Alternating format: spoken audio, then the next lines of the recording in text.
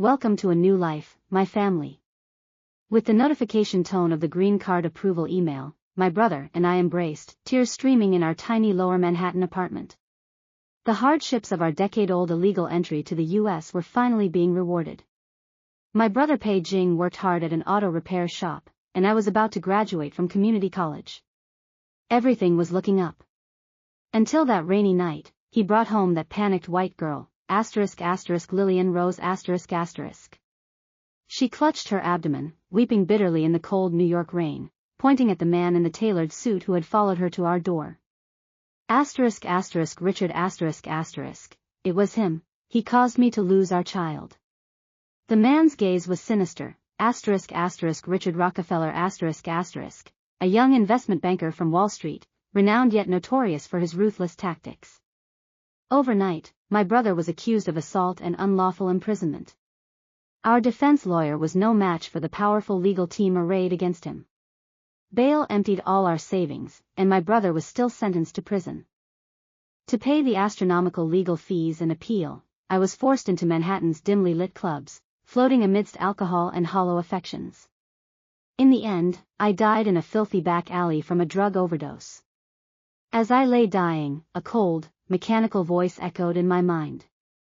Supporting character life script loaded. Detecting intense resentment. Restart authorization granted ***.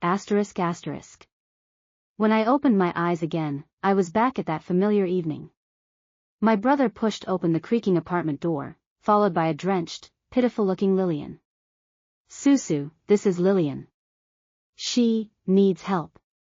Looking at the face that had destroyed my family, I suppressed the churning hatred and offered an innocent, harmless smile. "Brother, this future sister-in-law is really beautiful." 01 Restart and choice. Memories stabbed my mind like ice picks. In my previous life, as Richard Rockefeller's men dragged my brother away, he was still shouting at me, "Susu, run. Don't worry about me." Lillian nestled in Richard's arms, watching us with cold eyes as if we were struggling insects. She was no damsel in distress needing rescue, but a wealthy socialite who had argued with Richard and run away in a huff. Our goodwill became the most insignificant, most easily sacrificed footnote in their love game. And my brother and I were the cannon-fodder siblings in a sweet romance novel titled Wall Street Love. The Rockefeller runaway wife used to create conflict and highlight the male lead's power and the female lead's pure-hearted kindness. "Susu." My brother Pei Jing's voice pulled me back to reality. He looked awkward. "Lillian's in some trouble, and the rain is heavy outside." Lillian Rose wore a seemingly ordinary but impeccably cut cashmere sweater and a classic Cartier bracelet on her wrist. Her doe-like, moist blue eyes looked at me timidly. "I'm sorry to intrude. I'll leave at daybreak." "Leave?" That's what she said last time too, and then she stayed for a month until Richard found her. My eyes quickly scanned her, finally landing on the Fendi peekaboo handbag she'd casually placed on our worn sofa. My brother might not recognize it, but I had gazed at it longingly in Fifth Avenue store windows. How could it be an intrusion? I linked arms with my brother, my tone affectionate yet leaving no room for doubt. "Brother's friend is my friend." "But, Lillian, we only have 2 bedrooms, so it's really not convenient. And you look not well at all." I turned to my brother, using the authoritative tone he was familiar with from me running the household. "Bro, Miss Lillian seems to need more professional help, like a hospital checkup or a safe, comfortable hotel. Our place is too shabby, even the hot water isn't reliable." My brother was taken aback, clearly not expecting my reaction. He always doted on me and knew I was usually sensible. Lillian quickly waved her hands. No hospital. I'm just a bit tired. Anywhere is fine, I'm not picky."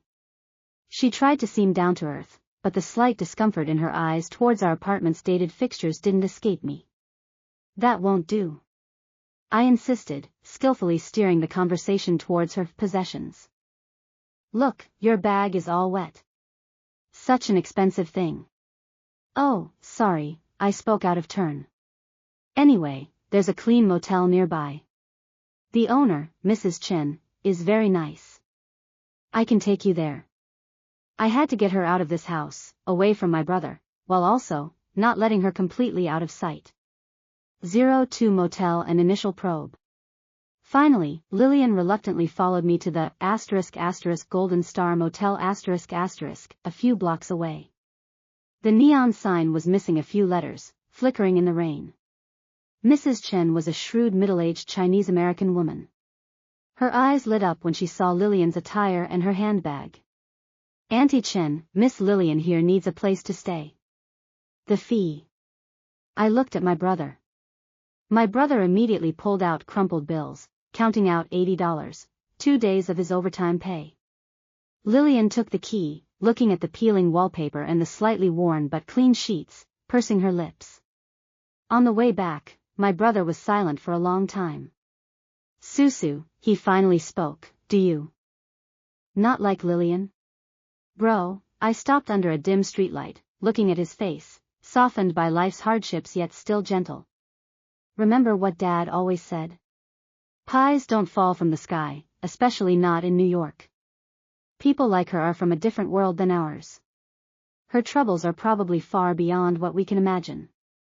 My brother sighed. I just saw her alone, looking so pitiful. Pitiful? I almost sneered, forcing it down. Bro, sometimes compassion can get you killed. Promise me you won't go see her alone or get too involved with her, okay? Looking at my unusually serious expression, my brother finally nodded. 03 taking the initiative and gathering intel. I didn't just wait. The computers at the community college library were my intelligence station. Richard Rockefeller, that name wasn't unfamiliar in financial news. A scion of the Rockefeller family, young, aggressive, known for his cutthroat style and mergers and acquisitions.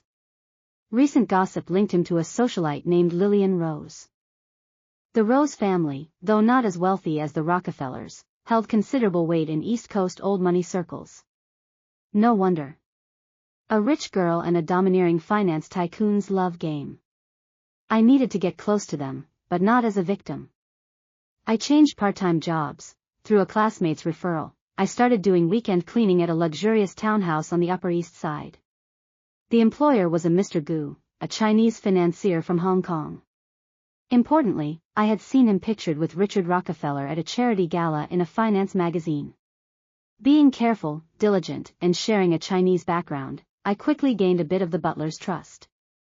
One Friday afternoon, Richard Rockefeller indeed visited. He appeared even colder than in magazines, speaking with Mr. Gu in the study. When I brought in coffee, I deliberately stumbled on the thick rug. Of course, it was an act. Coffee spilled, staining my uniform sleeve and a patch of the carpet. Sorry. I'm so sorry.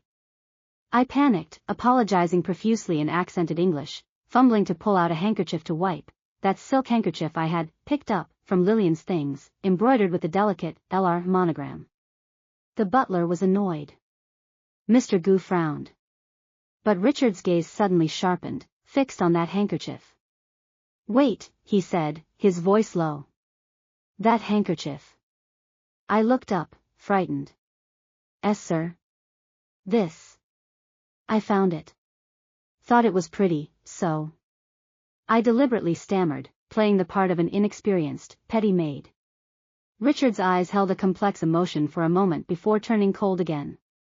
He didn't say anything more, but I knew the hook was set. A few days later, Mrs. Chen secretly told me Lillian seemed sick, vomiting badly but refusing to go to the hospital, only craving some light hometown food. My brother grew restless upon hearing this. I took on the meal delivery task myself. After work each day, I'd buy ingredients in Chinatown, prepare soups and congee, and deliver them to the motel. Lillian finished every bowl, thanking me profusely. Susu, your cooking is wonderful, even better than my family's chef.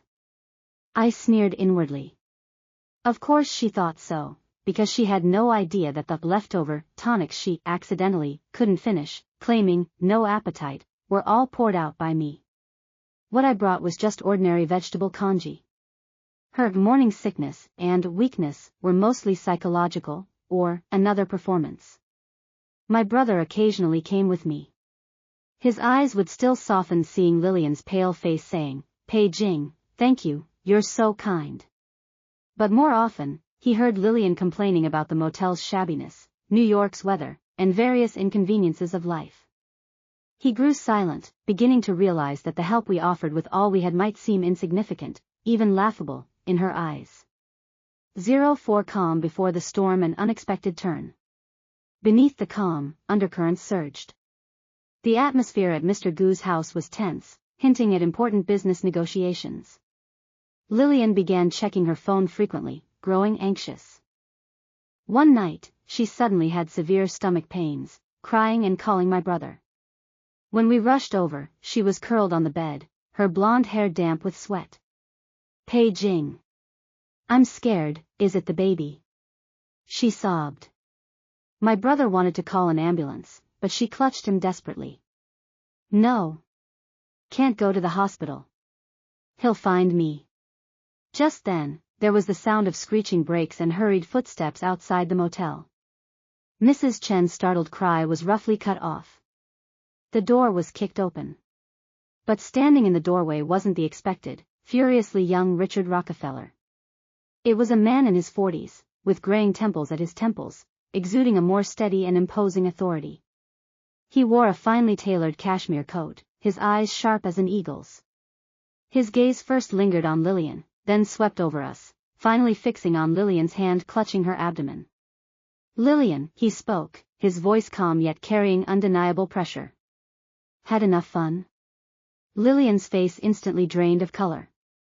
Uncle Howard How is it you? Howard Rockefeller, Richard's uncle, a more low-key but powerfully influential figure within the family. Financial news analysis suggested Richard's aggressive style was facing setbacks, and this uncle's conservative faction was pushing back. "Richard has an unmissable board meeting tonight." Howard entered the room, his eyes glancing over the bedside table at the ordinary prenatal vitamins. I had checked, they were just vitamins, his tone inscrutable. "It seems you've gotten yourself into quite a mess." He gestured, and an assistant behind him stepped forward, ushering us siblings out with polite firmness. "Wait." Lillian struggled to sit up, her eyes terrified. "They were only helping me. Uncle Howard, don't trouble them." Howard glanced at us, his look assessing us like insignificant objects. "Don't worry, I have no interest in ants." He signaled the assistant to place a check on the worn nightstand. "For taking care of Lillian. Forget what happened tonight." We were escorted out of the motel. My brother clenched his fists, his face ashen. He might not understand complex family feuds, but he understood that condescending disdain. The check was for $10,000. A fortune for us then. My brother looked at me, his voice hoarse. "Susu, we did nothing wrong, bro." I took the check, tore it to pieces, and threw them into a puddle on the street. "But this money is too dirty." 05 Deeper into the whirlpool and a shocking truth. Lillian was taken away by Howard. My brother was despondent for a few days, but life went on. He worked even harder, as if trying to numb himself. I used my job at Mr. Gu's place to pay closer attention. Howard's unexpected appearance had disrupted my expectations. The uncle-nephew relationship was clearly intensely strained. And Lillian seemed more than just Richard's mistress. Once, while cleaning a guest room, I found a lost platinum cufflink with the Rockefeller family crest initials.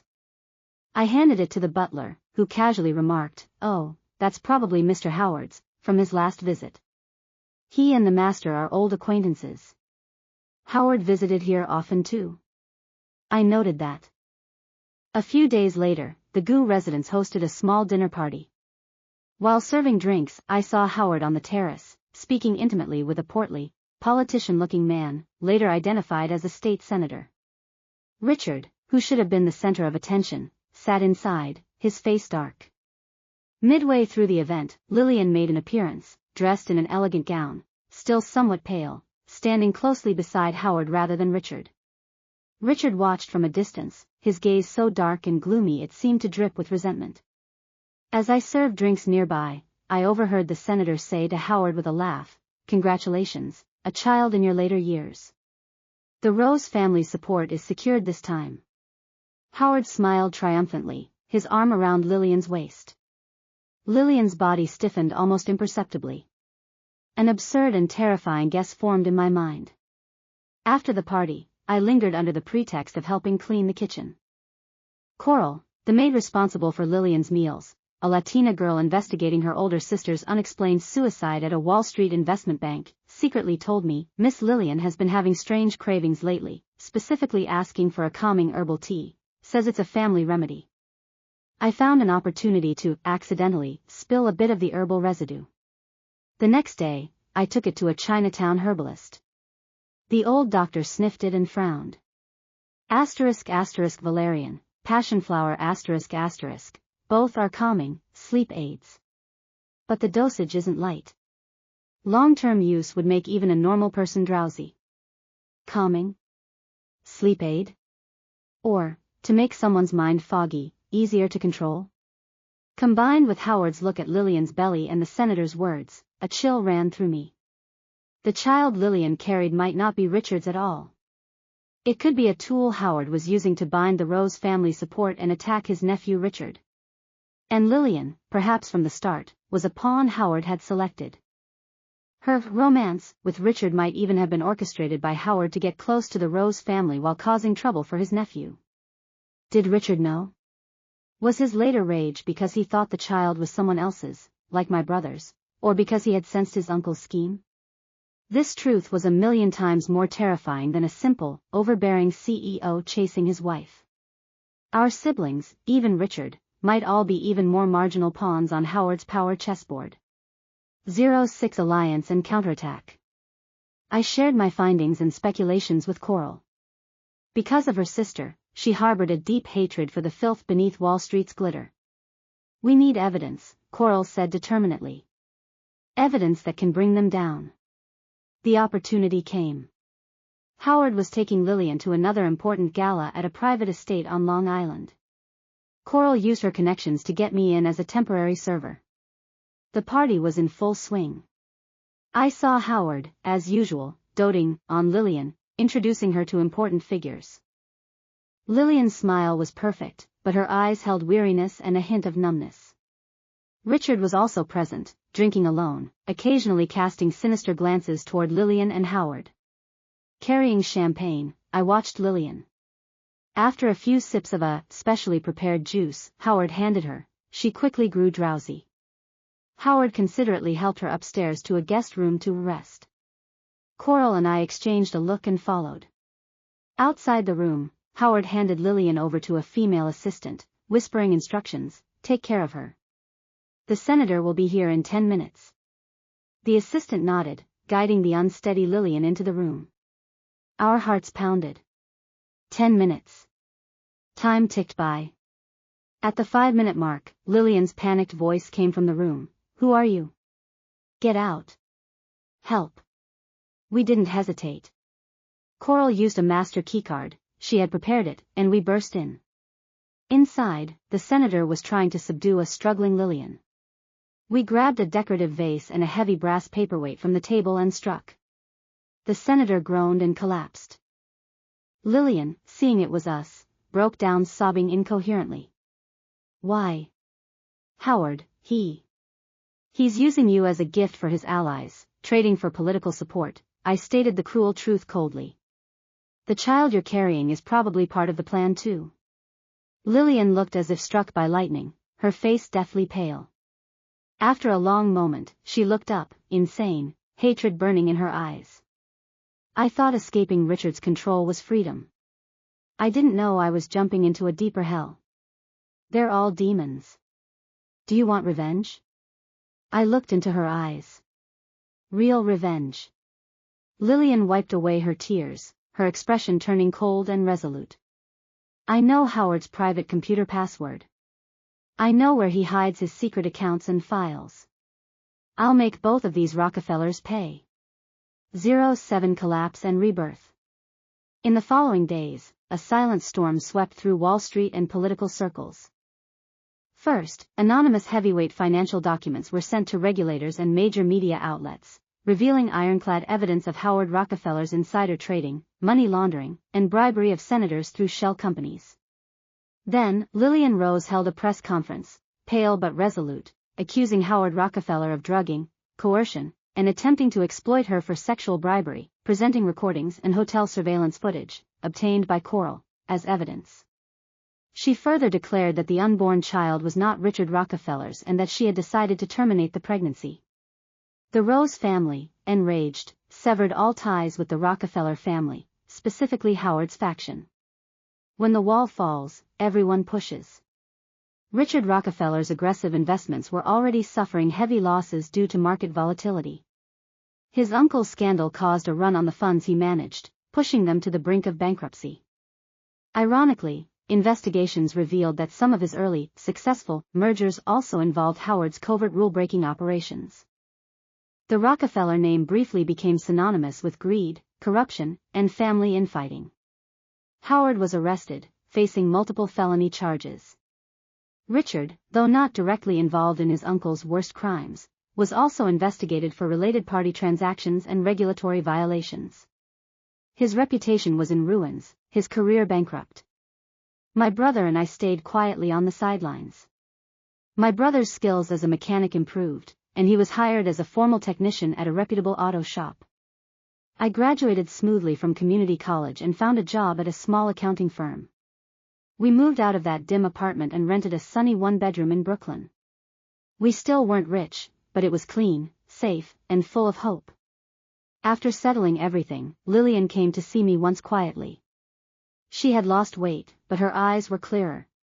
"I'm going to Europe," she said. "To study dance again." "Pei Su, thank you, and, I'm sorry." She handed me an envelope. I didn't look inside, but by feel, it wasn't a small amount. "I don't need your money, Lillian." I pushed the envelope back. "I saved you not because I forgave you, but because none of us should be pawns manipulated by others.